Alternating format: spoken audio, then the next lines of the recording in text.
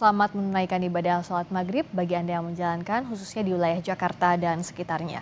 Sapa Indonesia Malam kembali dengan sorotan. Komnas HAM mendesak pemerintah untuk segera melakukan evaluasi menyeluruh terhadap implementasi program makan bergizi gratis atau MBG, karena dinilai menyimpan banyak risiko pelanggaran hak asasi manusia.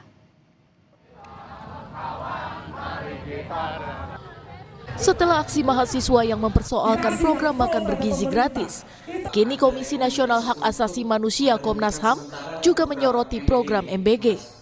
Bahkan lembaga negara yang bertugas mengawal pemenuhan hak asasi manusia itu menemukan sejumlah indikasi pelanggaran HAM dalam program MBG. Berdasarkan pengamatan dan studi sejak Februari 2026, Komnas HAM menemukan kerawanan dan salah sasaran dalam tata kelola program MBG. Selain masalah sasaran, Komnas HAM juga menemukan maraknya kasus keracunan pangan massal akibat lemahnya standar keamanan dan higienitas.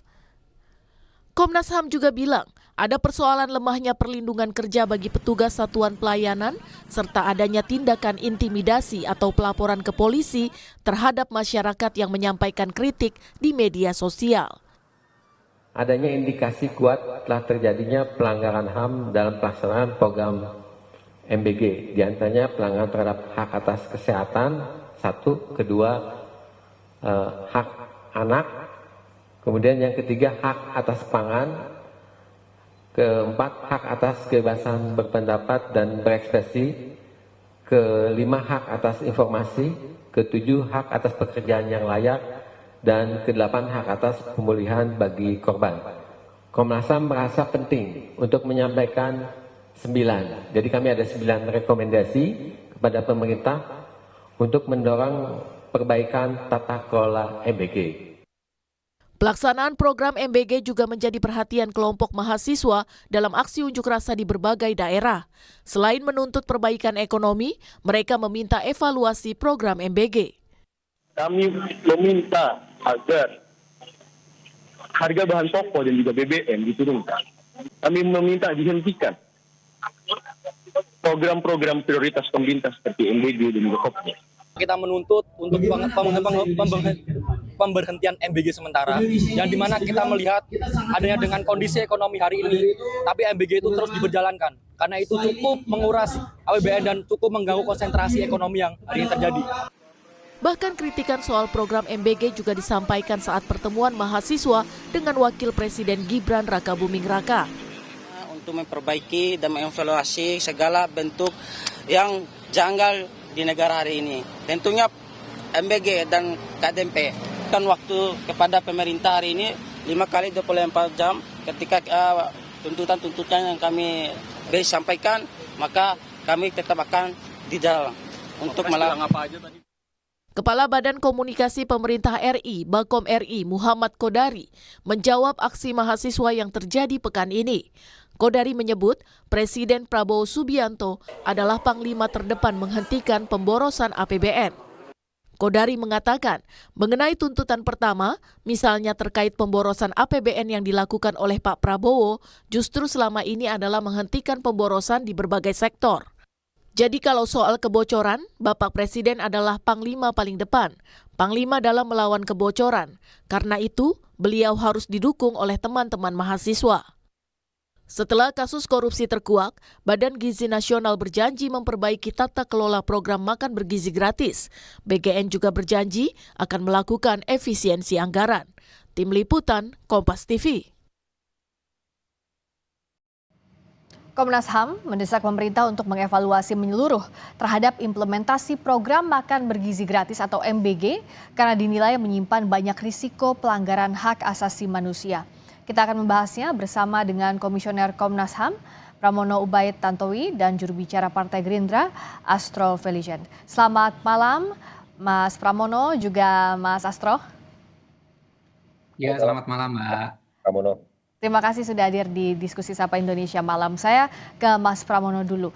Kalau dari yang dipaparkan Komnas HAM tadi, sebenarnya dari hal yang kompleks tersebut, indikasi penyimpangan yang harus segera ditangani menurut rekomendasi Komnas HAM yang poin mana, Mas Pramono? Satu, terutama soal fokus penerima manfaat. gitu ya. Jadi tujuan awal dari MBG ini kan memang mengatasi stunting, gizi buruk, gitu ya, malnutrisi lah, gitu ya. Ya.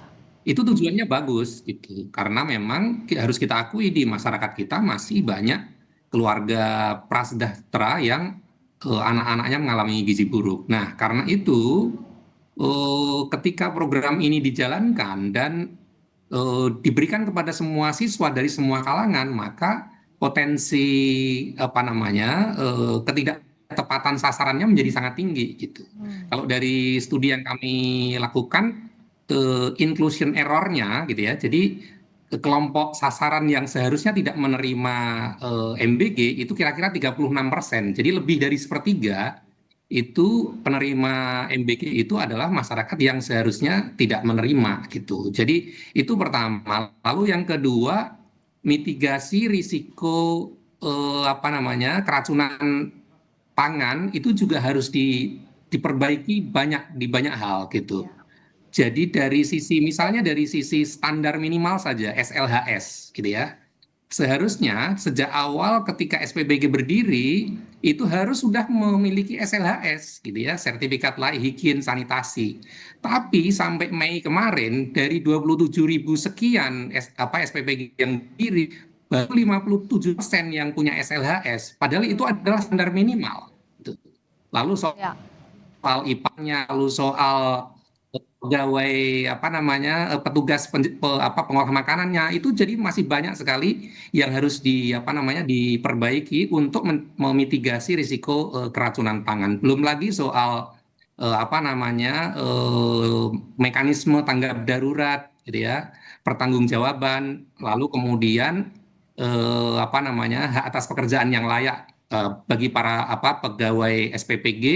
Ya. Mereka ini jumlahnya kan sekarang ini kan sudah sangat besar sekali. Kalau 27.000 kali 50 saja itu sudah berapa jumlahnya yang itu tidak terikat pada apa namanya undang-undang ketenagakerjaan yang benar gitu. Jadi tidak diatur sesuai dengan apa namanya selayaknya. Nah, dari rekomendasi yang diberikan Komnas HAM ini kan tadi seperti yang disampaikan oleh Mas Pramono, Mas Astrio, ada banyak faktor, ada banyak hal yang harus diperbaiki dari mulai salah sasaran sampai operasional di tingkat SPPG-nya. Apa yang Gerindra dorong juga kepada BGN agar ini segera dievaluasi karena waktunya kan terus berjalan? Partai Gerindra tentu saja kami menghargai dan berterima kasih atas segala kritik-kritik yang ditujukan. Karena kritik ini merupakan bagian daripada kritik yang membangun sehingga kedepannya tata kelola dan pelaksanaan daripada program ini dapat berjalan dengan baik. Kami juga mendukung pembenahan secara masif, secara radikal, bukan hanya daripada tata kelola daripada program makan bergizi gratis, tapi juga dari sistem pengawasan. Jadi pengawasan ini bukan lagi harus hanya melibatkan dari internal, melalui internal dari Badan Gizi Nasional ataupun melalui juknis-juknis yang ada, tapi pengawasan ini juga harus melibatkan pihak eksternal. Nah, ketika kita berbicara pihak eksternal, artinya kita berbicara kementerian dan lembaga lainnya. Kementerian Kesehatan, baik itu BPOM, baik itu lembaga penegak hukum, polisi dan kejaksaan, sampai kepada civil society, juga kepada NGO dan kepada masyarakat secara luas. Itulah metode pengawasan yang kita dorong sehingga tata kelolanya lebih baik. Nah, Mbak Priska, kami kurang sepakat kalau ini dilabel oleh Komnas HAM sebagai sebuah bentuk pelanggaran HAM. Kenapa, Mas? Karena kami menilai bahwa justru program makan bergizi gratis merupakan bagian daripada pemenuhan hak asasi manusia, Mbak Friska. Itu pemenuhan hak asasi apa saja? Sebagai contohnya adalah pemenuhan hak untuk pangan yang cukup. Lalu pemenuhan untuk hak bebas daripada kelaparan. Lalu hak untuk meningkatkan taraf kehidupan, pemenuhan kebutuhan dasar, maupun hak untuk tumbuh dan berkembang secara layak dan meningkatkan kualitas daripada kehidupan. Dan perlu dicatat, di dalam forum, di sela-sela event daripada UN Human Rights Council Session di Geneva di bulan Maret yang lalu, program MBG ini mendapatkan apresiasi yang luar biasa sebagai bagian daripada program yang berdasarkan atas untuk memberdayakan hak asasi manusia. Jadi ini merupakan program yang sangat mulia yang justru digunakan untuk memberdayakan dan meningkatkan taraf hidup daripada anak-anak kita. Lalu yang kedua, kita garis bawahi Mbak Friska, kita juga perlu objektif menilai program ini berdasarkan angka-angka yang sudah ada. Kami juga menyesalkan, kami marah, kami kecewa terhadap penyimpangan yang sudah terjadi. Dan kami mendorong, kami berada di garda terdepan untuk mendorong revitalisasi daripada tata kelola yang sudah ada. Tetapi Mbak Friska, kita juga harus menilai spillover effect-nya. Apa saja?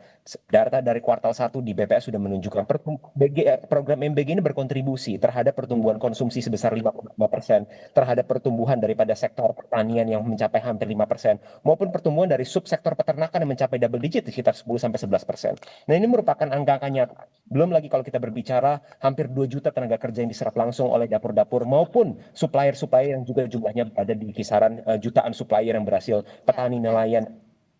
Jadi ini merupakan program dengan tujuan yang mulia, dampaknya nyata, tapi kita setuju evaluasinya harus dilakukan agar pelaksanaannya dapat terjadi dengan betul. Evaluasinya Gerindra setuju tadi kata Mas Astrio, tapi tidak setuju dengan terminologi pelanggaran hak asasi manusianya, Mas Pramono. Ya, makanya kami tidak menyebut program MBG sebagai bentuk pelanggaran HAM gitu ya, tapi dalam pelaksanaan program MBG kita masih menemukan banyak indikasi pelanggaran HAM. Jadi di dalam pelaksanaannya memang masih banyak kita temukan gitu ya. Tadi misalnya dari program MBG ini misalnya setelah direkrut mendekati 1,5 juta petugas gitu ya. Jadi 27.000 kali 50 lah misalnya. Itu sudah mendekati 1,5 juta. Tetapi mereka tidak punya ikatan kontrak yang jelas. Status mereka oleh BGN dianggap sebagai relawan, tapi mereka sebagai pekerja. Jam kerjanya bagaimana? K3-nya bagaimana? Lalu kami minggu yang lalu menerima pengaduan dari warga yang mereka adalah satu orang pegawai SPPG. Ketika jalan menuju ke SPPG dia mengalami kecelakaan karena dia dia punya BPJS, dia butuh operasi besar tapi dia tidak bisa klaim. Dia tidak bisa klaim BPJS. Sementara dia butuh pembiayaan besar oleh BPJS Kesehatan. Ini harusnya BPJS Ketenagakerjaan, tapi karena mereka bukan tenaga kerja, maka tidak bisa didaftarkan sebagai BPJS Ketenagakerjaan.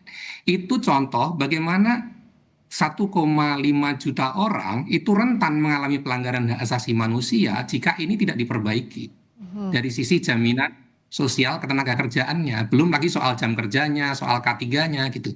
Jadi bukan soal program MBG-nya, tetapi soal bagaimana ini dilaksanakan itu banyak sekali celah-celah terjadi pelanggaran hak asasi manusia. Jadi di situ sebenarnya kami ingin bicara. Itu salah satu contoh saja. Nah, karena itu di mana sebenarnya yang jadi masalah selama ini dan apa yang harus diperbaiki dalam waktu dekat? Sesaat lagi di Sapa Indonesia Malam. Kembali di Sapa Indonesia Malam, Komnas HAM mendesak pemerintah untuk mengevaluasi menyeluruh terhadap implementasi program makan bergizi gratis karena dinilai menyimpan banyak risiko pelanggaran hak asasi manusia dalam pelaksanaannya. Kita masih membahasnya bersama dengan Komisioner Komnas HAM Pramono Ubaid Tantowi dan juru bicara Partai Gerindra Astrio Felicet. Saya ke Mas Astrio. Jadi tadi dalam pelaksanaannya sebenarnya yang jadi masalah. Kalau Gerindra melihat ini siapa yang salah berarti? Apakah BGN? Ya, tentu saja ini merupakan bagian dari evaluasi total tata kelola ya Mbak Friska. Kalau kita berbicara produk hukumnya sudah ada, kita memiliki Perpres 115 tahun 2025 yang mengatur tentang tata kelola. Nah, di dalam tata kelola ini sudah diperkenalkan beberapa measures yang ditujukan untuk menindaklanjuti. Kalau kita ingat di tahun lalu sudah ditemukan beberapa insiden-insiden dan langsung ditindaklanjuti melalui instrumen Perpres ini. Di antaranya adalah dengan menggunakan alat pencuci ompreng, dengan menggunakan test kit agar memaksimalkan food safety supaya tidak ada toleransi untuk lagi ada makanan yang tidak fresh atau bahkan mengandung untuk mencegah kasus daripada keracunan. Ini merupakan bagian daripada mitigasi-mitigasi yang sudah dijalankan. Tetapi ke depan tentu saja tata kelola ini harus semakin dipertajam. Kita mendorong Badan Gizi Nasional di bawah kepemimpinan pucuk pimpinan yang baru untuk dapat mengevaluasi kembali SOP maupun juknis-juknis yang sudah diadakan. Baik itu mulai dari pengadaan barang fresh barang bahan bakunya, penyimpanannya, penyiapannya, sampai pengantarannya dan juga pencuciannya itu semua harus dilakukan evaluasi secara menyeluruh. Juga kami mendorong Badan Gizi Nasional untuk juga dapat memberdayakan kantin-kantin sekolah, terutama di daerah-daerah 3T, yang dimana memang model seperti itu kami rasa juga lebih cocok dilaksanakan dibandingkan dengan model dapur tersentralisasi yang mungkin itu akan lebih cocok di daerah-daerah yang urban atau daerah-daerah yang padat, di mana memang lebih masuk akal untuk melakukan distribusi itu melalui sebuah central kitchen. Nah, perbaikan ini merupakan rangkaian evaluasi menyeluruh, dan kami Partai Gerindra berkomitmen melalui perwakilan kami yang ada di DPR RI maupun di DPRD tingkat provinsi maupun tingkat kabupaten untuk semakin menggencarkan pengawasan-pengawasan. Seluruh kader-kader kami, anggota-anggota DPR dan DPRD juga akan bergerak langsung turun ke lapangan, berinteraksi langsung dengan SPPG, dengan para pekerja-pekerja untuk menindaklanjuti tadi masukan yang disampaikan oleh Pak Pramono juga terkait perlindungan daripada tenaga kerja di dapur-dapur, dan juga untuk berinteraksi langsung dengan para penerima manfaat untuk memastikan bahwa tata kelola ini benar-benar dirubah sehingga perbaikan-perbaikan ini dapat dirasakan langsung manfaat oleh masyarakat. Nah, untuk evaluasi tadi, Mas Pramono, rekomendasi dari Komnas HAM itu ditujukan kepada siapa saja untuk memperbaiki loophole yang selama ini ada? Ada beberapa instansi yang memang kita tujukan ya, misalnya kepada BGN gitu ya, terutama gitu ya, karena memang BGN ini kan leading sektor untuk tata kelola MBG. Tapi juga itu kami berikan kepada Kementerian Kesehatan, BPOM, misalnya ke Polri, termasuk Polri, karena dari kasus MBG ini ada banyak laporan polisi karena orang tua misalnya mengupload menu MBG yang tidak layak misalnya ke media sosial lalu dilaporkan ke polisi. Nah itu kami sudah beberapa kali turun ke lapangan ke beberapa Polres untuk melihat kasus-kasus seperti ini, dan kami berikan rekomendasi agar pihak kepolisian misalnya menangani kasus-kasus ini dengan pendekatan restoratif justice, mempertemukan para pihak, menyelesaikan secara kekeluargaan, tidak mengedepankan pendekatan pidana, karena pidana itu kan menjadi jalan terakhir saja untuk menyelesaikan kasus-kasus seperti ini. Jadi ada banyak lembaga yang kami berikan rekomendasi karena memang program ini sangat kolosal begitu ya, dan banyak pihak seharusnya terlibat. Saya setuju dengan Mas Astrio tadi, fungsi pengawasan itu harus diperkuat, terutama fungsi pengawasan eksternal.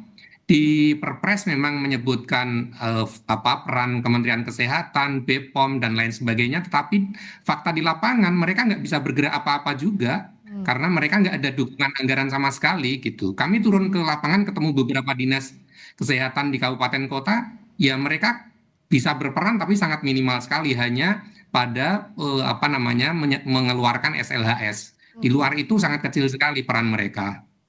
Kalau dari juga Kementerian HAM, Natalius Pigai, Menteri HAM bilang bahwa ini harusnya nggak disebut sebagai pelanggaran HAM. Tapi kalau Komnas HAM memberikan rekomendasi tadi, harusnya didengarkan oleh pemerintah untuk evaluasi menyeluruh, ya Mas Pramono ya?